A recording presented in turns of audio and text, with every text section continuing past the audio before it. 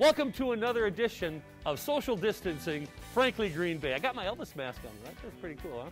Ladies and gentlemen, we have a performer, actress, singer, director. She's a teacher from Studio 12. Ladies and gentlemen, Kaara McHugh. Welcome to Frankly Green Bay. Kaara McHugh is here. How you doing, Kaara? Good, good. Let's talk about your business. What is Studio 12 to everybody out there?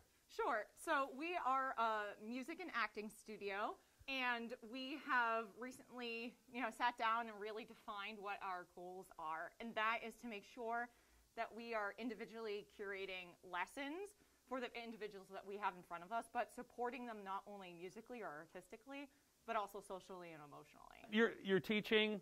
How is performing going? I know we're in a smaller community here. Mm-hmm. But are you getting out there? I've seen you perform. Obviously, what has put a stop on performing is COVID. Really? Yeah. I mean, most recently in terms of performance, Ben and I were in the Gift of the Magi with Play-by-Play, so that was a delight, and we're hoping to collaborate with them again soon. In terms of performing, though, I kind of have taken a back seat with that for myself. Okay. Just to focus more on teaching and to focus on really creating robust programs. I really do enjoy singing with the Alloway Village Band. Yeah. Mikey Angle.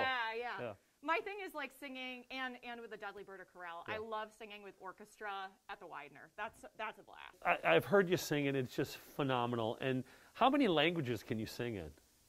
Let's see. French, English, Czech, Italian, German, tiny bit of Russian. I've done a tiny bit of Finnish, and dabbled with some Swedish. So the future of Studio 12 after this pandemic, when do you see this all coming back? We don't know, but... Right. So I am not Nostradamus, nor am I an epidemiologist, but the critical component for us with being informed is not only listening to the CDC, but in the epidemiologists, but also listening to vocologists and laryngologists. Yeah. Because the voice is a completely different animal.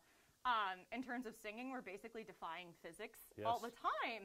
And part of that defying physics is the expulsion of air. Mm-hmm. So since there is so much data that does support that it does expel quite far, and actually all this mask is doing is catching my water droplets, not my breath, then it is too risky at this point to take on that liability of returning in person. As we operate business, we need to make sure that we're funding ourselves so we can be viable. How are you doing that with Studio 12?